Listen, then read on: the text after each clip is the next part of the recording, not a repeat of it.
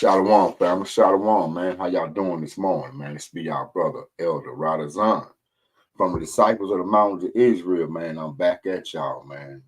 Y'all know with this early morning brew, man. And it's hot and smoking, too. It's ready. So, without further ado, man, we're going to say, Kyle Halal, Yahweh Ba'ashim Mashiach, Yahweh Shah. And that's our praise to the Most High Father. And we do so in the name of the beloved Son, who the world ignorantly calls Jesus Christ. So without further ado, man, let's get right to it. So as y'all know, Israel declared war the other day. You know, it's been on ever since. For the last 4 nights, they've been bombing, the Palestinians, and it's been like a massacre. So they say in the news. So we're gonna get right to the news on this here. And we're gonna come back and we're gonna go in the script. So I'm gonna share my screen with y'all. First, let me pull up my Bible. I blew that up. Well, first I'm gonna share the article. I'm gonna share the article with y'all first, then we pull it up. All right, so let's get this going, fellas and ladies. All right, so we're gonna be checking out this Hamas article, man. And this is an article from, as y'all can see, CBS News, which we know the news media ain't nothing, but this is who, America and the world believe is credible, along with CNN and Fox and other news stations, or should I say outlets. So let's get right to it. This article is entitled, Israel Hammers Hamas Rule Gaza with Fourth Night of Airstrikes as Israelis find a massacre at a kibbutz or kibbutz. Anyway, that's the title of all. Let's get in it. It says the death toll in the Israeli Hamas war continued to climb early Wednesday. So, let me put my transformers on, y'all. There we go. It says the death toll in the Israel-Hamas war continued to climb clearly early Wednesday, the fifth day after the Palestinian militant group launched a massive, highly coordinated terror attack on Israel. Salaki. Baraka. Salaki. Baraka. Salaki, y'all. Someone's in there. All right, where we was at. Okay, the brutal attack has claimed more than 1,200 lives in Israel, including 14 Americans. Y'all keep that in mind. That they say ain't over there. This what Biden say. This what the American government say. Ain't no Americans over there. But you got Israeli people whose families coming forward saying, yeah, my family is over there, and we Americans. But anyway, let's move on. They say, and led Israeli Prime Minister Benjamin Netanyahu to declare we are at war. All right. Say Israeli military and civilian officials confirmed reports to CBS News on Wednesday of a massacre on a kibbutz near the kibbutz near the Gaza border. With an emergency response, officials saying he saw with his own eyes children among victims who were beheaded in the community. Ooh-wee. Them boys chopping off heads, man. They is not playing. Well, the Most High ain't playing, because we know who behind this. See, everybody gonna think this war is, in their own carnal and worldly understanding, that this war is about oil, military strongholds, strategic, military strongholds for different geographical locations and oil reserve. This is what the world gonna think this is about, but what they fail to realize is there's a divine cause to this, and we're gonna show y'all what the divine cause is, right? Matter of fact, let me write it down so I won't forget it, y'all. Divine cause of war. All right. Let me put the script by it. All right. Okay, now let's get back to this. It says President Biden called the Hamas attack an act of sheer evil and said American citizens were also among the dozen of civilians and Israeli troops being held as hostages by Hamas. Because at first they were denying it until them people families came forward. And this article is from today, this morning. Let me see. Yeah, yeah, October 11, 2023, 9:04 a.m. CBS News. Okay, so this is a fresh article. Anyway, it goes on to say, which has controlled the Gaza Strip since 2007 and has long been designated a terrorist organization by the U.S. government. Of course, the biggest terrorist on the planet. It said at least 950 people, including at least 140 children, have been killed in the Gaza Strip by Israel's retaliatory airstrikes. According to the Gaza Health Ministry, the ministry said in a social media post that at least 5,000 more people in the blockaded Palestinian territory were wounded, most of them women and children. So let's move on. Norway urges global community to keep up financial assistance to the Palestinian people. Now, this is really the part of the article that I really want to show y'all because, I remember once upon a time when the Palestinians fought against, these people, man, they didn't have, the sophistication in weaponry that they have now. And like I was telling, I think I was talking to my brother, man, Apollo, Judah Apollos, yesterday, about, how these people has upgraded their weapon system. How was they able to do that? Of course, you know, other countries is gonna aid them in money, military, and medical, aid, where they're gonna support this country. And the main one that's gonna be doing this is Russia, right? But there's gonna be other countries as well. Let me read on. Such as Norway, which chairs an international donors group for people in the Palestinian territories, urged the international community on Wednesday to maintain its aid to the Palestinians following the Hamas terror attack on Israel. The situation will only deteriorate further if the international community suspends or reduces its assistance at this critical juncture. Norwegian Foreign Minister Anniken Huitfeldt, if I'm pronouncing it right, told AFP in an email.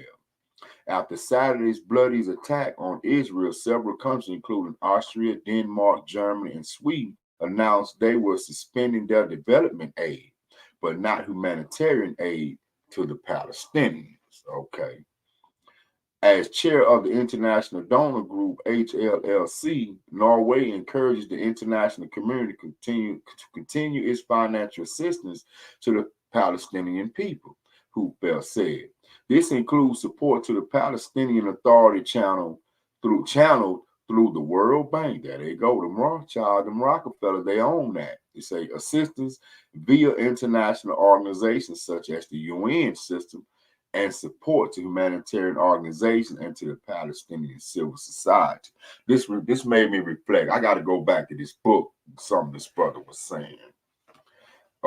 It made me reflect back on. Let me go get this real quick.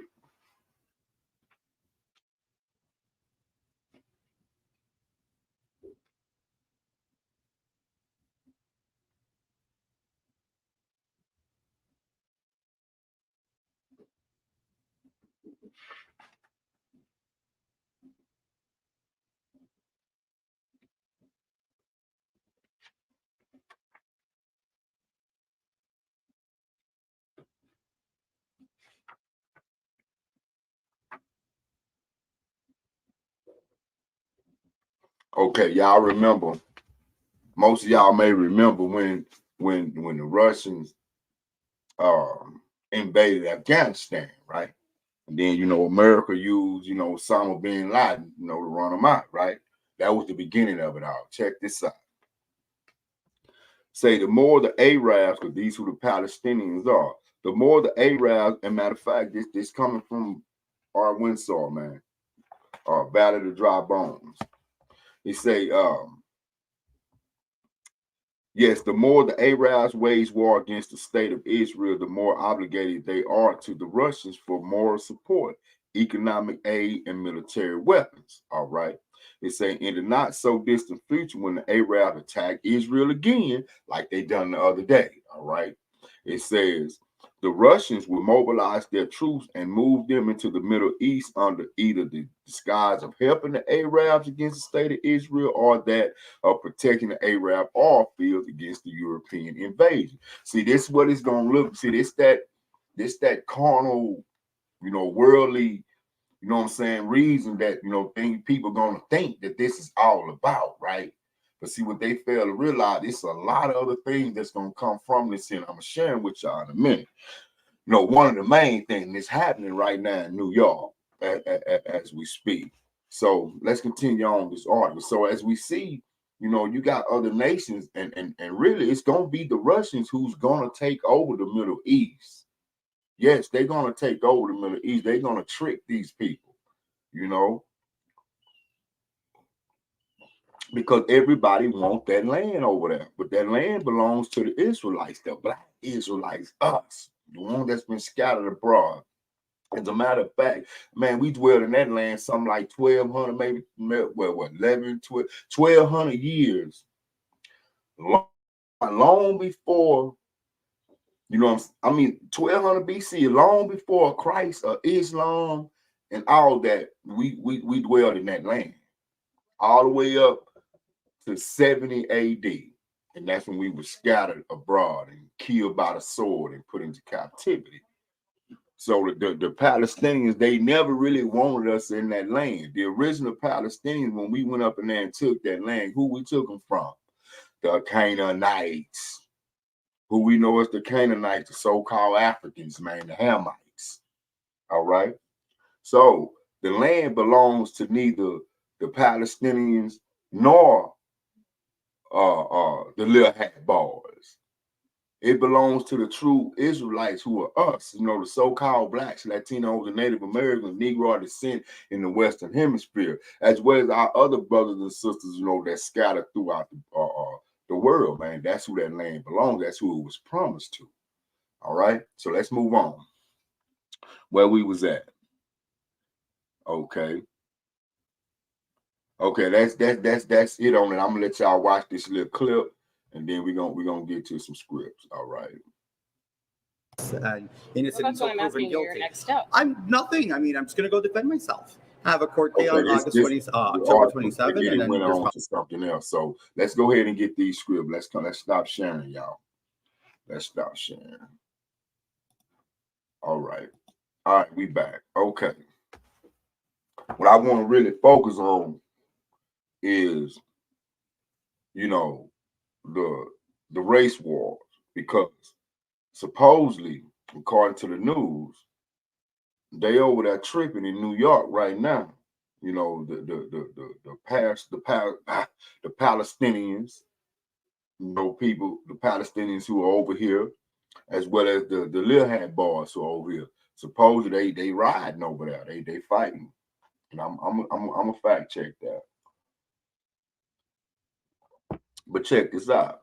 See, all this here is supposed to happen. Let's go to Matthew chapter 24, and we're going to start at verse 6. All this was supposed to happen. Okay. We're on Matthew 24, and we're going to start at verse 6. And it reads, and ye shall hear of wars and rumors of wars. See that ye be not troubled, for all these things must come to pass, but the end is not yet. So Hamashiach is talking to his people, us, the Israelites. We're going to hear these rumors of wars. We're going to hear about these wars going on and so on and so forth. You know what I'm saying? But he tell us to not be troubled, to not be afraid, to not be afraid. You know what I'm saying? Because this is just the beginning of it, right? Let's read on. Verse 7.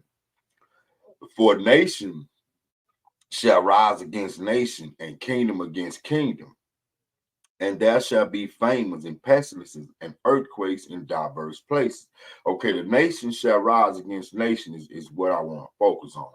Matter of fact, let's see what this word nation means. So before we declare what's really going on. All right, I'm in the blue letter on my phone, and we finna go, and we finna define this word. See what this word is in the original language. I'm in the interlinear section of it. All right, and that's G1484 Nation, and let's see the Strong's transliteration ethnos. We're gonna let y'all hear it. Strong's G1484 ethnos. Ethnos. Okay, that's how that word is pronounced, right? Okay, let's get the definition. The very first definition: a multitude, whether of men or of beasts, associated or living together. A company, troop, swarm. 2, a multitude of individuals of the same nature or genus. 2a, the human family. 3, definition 3, a tribe, nation, people group. It says, number 4, the fourth definition, in the Old Testament, foreign nations not worshiping the true God, pagans, Gentiles. All right. Verse definition 5, Paul used the term for Gentile Christians, and this term is used 164 times in the King James Version. Translates Strong G1484 in the following manner: Gentiles 93 times, nations 64 times, heathen 5 times, people 2 times. So this is talking about people.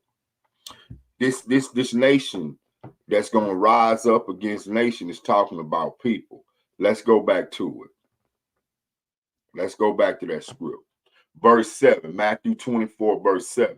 For nation shall rise against nation, and kingdom against kingdom, and there shall be famines and pestilences and earthquakes in diverse places. All these are the beginning of sorrows. In other words, this is just beginning, right? Let's back up for a minute in this same chapter. If I can just get my phone to work. It seems like this boy always won't stop working when it's time for me to present. All right. We back at it.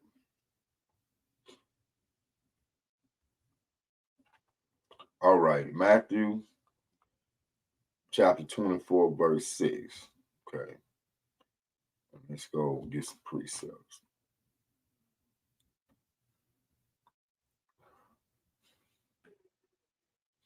Let's go with Jeremiah 4 and 19. Because this here was prophesied by our forefathers of old, man. The prophets, Jeremiah's, the Isaiahs, and the Daniels, and people like that. They seen all this. The Most High allowed them to see all this. Check this out. This is Jeremiah 4 and 19. Salaki, chapter 4, verse 19.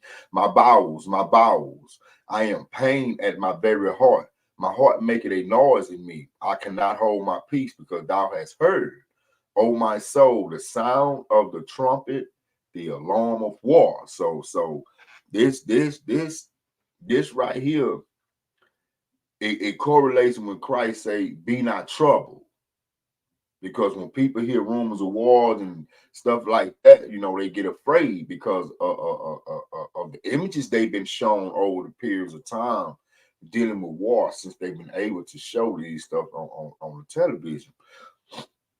However, even those who have witnessed war with their own eyes, have a tendency, a natural instinct to become afraid, right? Let me read that again. We're in Jeremiah 4, chapter 19. My bowels, I am pained at my very heart. My heart maketh a noise in me. That boy beating. I cannot hold my peace, because thou hast heard, O my soul, the sound of the trumpet, the alarm of war. Verse 20. Destruction upon destruction is cried. It says, for the whole land is spoiled. Suddenly are my tents spoiled, and my curtains in a moment. Verse 21, how long shall I see the standard and hear the sound of the trumpet? 22, for my people is foolish. They have not known me. They are sot as children, and they have none understanding. And it's so right. Our people don't know what the world is going on. All they care about is the next lace front, the next pair of booty shorts, the next pair of J's, the next blunt, the next drink, the next 24s on the ride. We worried about all the wrong thing as a people, not realizing all this stuff revolves around us, man, as being the true Hebrew Israelites. Let's read on. It say they are wise to do evil. Like I say, all that other stuff is evil in the eyes of God. Let's go on. But to do good, they have no knowledge. They have no knowledge to turn back to the laws of God because of what's been to happen. They think that as long as they believe that Hamashiach died for their sins, they good, man. No, that is not true. You are going to die if you're not keeping those laws, commandments, and statutes of the Most High, especially when Christ returns. Let's read on. Verse 23. We're in Jeremiah 6. Let's go to Jeremiah 6, verse 22. Thus saith the Lord, behold, a people coming from the north, talking about the Russian, Gog and Magog. It say from the north country, and a great nation shall be raised from the sides of the earth. Gog and Magog, verse 23. They shall lay hold on bow and spear. They are cruel and have no mercy. Their voice roared like the sea. They ride upon horses, they military weaponry vehicles and stuff like that, right? It say their voice roared like the sea, and they ride upon horses, set in array as men for war against thee, O daughter of Zion. See, at the end of the day, this whole little shebang, man. Once the Middle East been conquered and cleared out and all that, and Babylon, which you know is America, has been toppled by Gog and Magog. Who you think they gonna turn their guns on next? Us. They've been had them turned on us. Even more so in this end time, because a lot of these nations know that we are the Israelites, and a lot of them know that the Most High in Christ is going to come and redeem us, is going to take us out of this madness. So this is why they so adamant in keeping us in sin, because they know as long as we in sin, our God is not going to deal with us. Straight up. You know what I'm saying? And we'll go get that in a minute. Let me write it down so I won't forget. Judy. There we go. All right. Let's keep reading. Verse 24. We have heard the fame thereof. Our hands waxed feeble. Anguish had taken hold of us, and pain as of a woman in travail. Okay, this is these hardships that Hamashiach is talking about when he said all just begun, man. It all just begun. It's more hardship and tribulations and pestilence and stuff like that that's coming. Check it out. Let's go to chapter 8 in the same book, Jeremiah, chapter 8, verse 15. We looked for peace, but no good came, for a time of health, and behold, trouble. That's right. It's the times of trouble. Let's read on. Verse 16. The snorting of his horses was heard from Dan. The whole land trembled at the sound of the neighing of his strong ones, for they are come and have devoured the land and all that is in it, the city and those that dwell therein. Let's go to 47, chapter 47 in that same book. It's got to be quick. I got to get up out of here. We're going to have to be a part 2, y'all. Most High willing. Jeremiah chapter 47, verse 6. O thou sword of the Lord. Listen to what it just said. O thou sword of the Lord. It says, how long will it be ere thou be quiet? Put up thyself into thy scabbard. Rest and be still. Okay. All right. Let's see how still he's going to be. Let's go to Esdras. Let's go to Ezekiel, Salakia, chapter 7, verse 24. Say, wherefore I will bring the worst of the heathen, and they shall possess their houses. I will also make the pomp of the strong to cease, and their holy places shall be defiled. Okay. If y'all notice, over there in Jerusalem, the Holy Land, you know what I'm saying? These Muslims have built the Dome of the Rock over there, right? I don't know if y'all familiar with Ali, which was supposed to be Muhammad's cousin and the right successor to the caliphate office. You know what I'm saying? Supposedly his body is buried there, either him or Muhammad, one of them is buried under the Dome of the Rock. That's the big gold dome thing y'all see on the temples over there. Yeah. You know what I'm saying? These are that's one of the most, matter of fact, that is the most important shrine of the Muslims, whether they be Sunni or Shiite. I'm for sure now Muhammad is up under them. So they say, right? This is one of their most holy of holies, man. Important sites. And let's read this verse here. Wherefore I will bring the worst of the heathen. Who's gonna be the worst of the heathen in this instance? Old Pootie and Russia. Pootie may not be in office when this happens, but it's gonna be Gog and Magog, right? The worst of the heathens. Let's read. And they shall possess the houses. I will also make the pomp of the strong to cease, and their holy places shall be defiled. Verse 25, destruction coming. Let me read that again. Destruction coming. You know what I'm saying? And they shall seek peace, and there shall be none.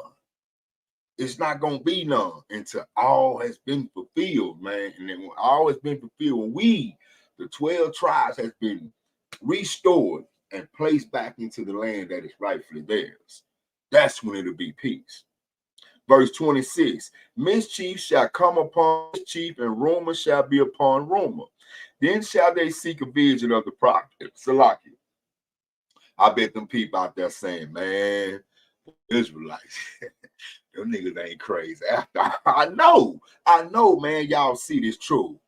I know y'all see what we've been telling y'all over the years, in my little old 5, 6 year tenure, and other brothers who's been doing this thing way longer than I have.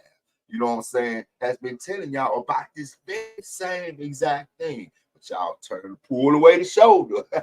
You pull away the shoulder, you refuse to hearken, man. So it's gonna be trouble. Let's read. Verse 26, mischief shall come upon mischief, and rumor shall come upon rumor. Then shall they seek a vision of the prophet, but the law shall perish from the priests and counsel from the ancients. In other words, it's gonna be a famine of the word, man. Let's go to Amos 11 real quick. Let's go to Amos chapter 11. Chapter 8, Salakia. I think that's 8 and 11. Come. This is Amos chapter 8, verse 11. Behold, the days come, saith the Lord God, that I will send a famine in the land. Check it out, though. Not a famine of food, which we're having, nor thirst for water, which we're going to have, but of hearing the words of the Lord. In other words, people going to be running to and fro trying to find them niggas on the corner, man, you know, talking this crazy stuff, but we ain't going to be nowhere to be found. People going to be looking for Bibles and stuff like this here, man, and try to, you know, fix their situation. It's going to be too late. It ain't going to be none found. Let me read that again. Behold, the days come, saith the Lord God, that I will send a famine in the land, not a famine of bread, nor of thirst for water, but of hearing the words of the Lord. So let's get back to Matthew. I mean, where we was. We was at Matthew. Now we was doing some Old Testament stuff. Salaki, my bad, y'all. Let me get back to this. My bad. Okay. Get back to this here.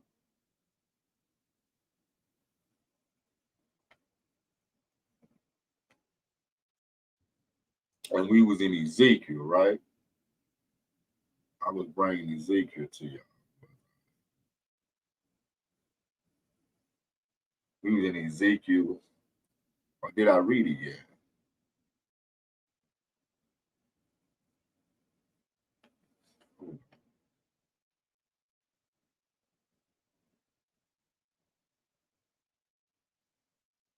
My bad, y'all. Give me a second.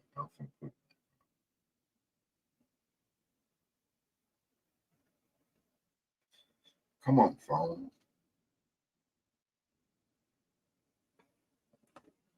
Yeah, if people going to be looking for those Israelites, and we're not going to be nowhere to be found. People going to be looking for this word, and it's going to be nowhere to be found.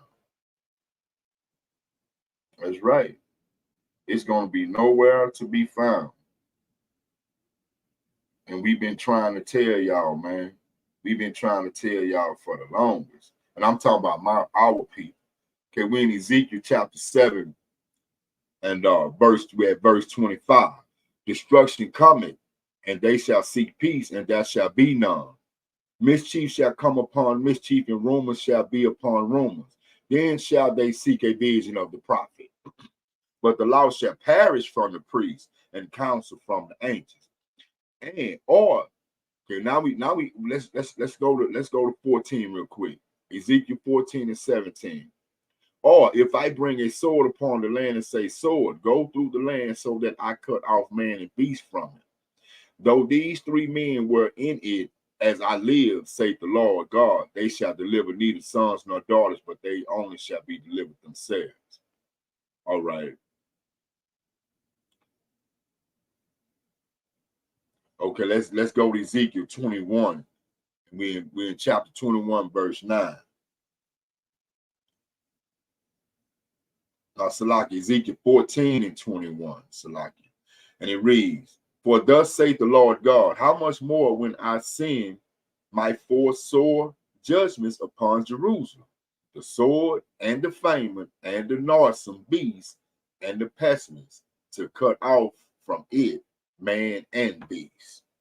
Now let's go to 21 and verse 9, because remember this is not talking about the little hat boys over there. It's talking about what we done went through, you know what I'm saying, as a people, being expelled from land, placed in captivity, and killed by the sword. You know what I'm saying? But it's also talking about those end times. Remember, you know, the land is alive as well as the people is alive. You know what I'm saying? The land was blessed as well as cursed. It's like the people was blessed as well as cursed. You know what I'm saying? So this land has to be purged and purified, because we know it's blood that defiled the land, just like we know it's blood that cleansed the lands, right? Okay, so this is what we seeing right now. We seeing a purging of the little hat boy. The Most High is gonna purge all the land. He's gonna get all these heathen nations down there, where they're gonna end up fighting against each other, destroying each other, and that land is gonna be purged. He's gonna bring his people home. All right.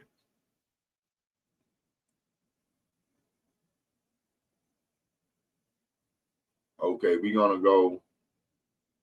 Okay, yeah, we're gonna go to Joel, because a lot of people, and I told y'all, a lot of people think that this war is behind the oil and, you know, the land mass and all this here. That's what it's gonna look like on the surface, on the worldly, you know what I'm saying, carnal, you know what I'm saying, understanding of that people have. But it's a divine understanding to this. It's a divine cause to this here, and we're going to show y'all what the cause is. Why the Most High is doing all this to these people. That we're gonna be going in bed.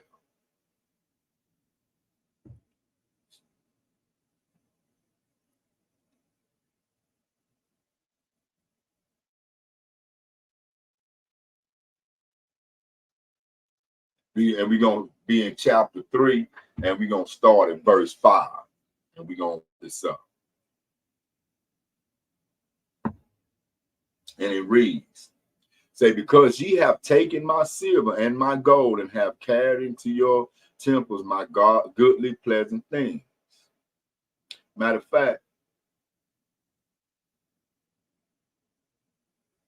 let's start up.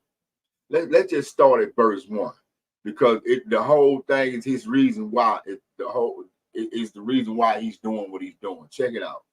It say, for behold, in those days and in that time, when I shall bring again the captivity of Judah and Jerusalem. What that means is he's going to take us out of our captivity where he has scattered us at. Judah and Jerusalem. Okay, Judah was the last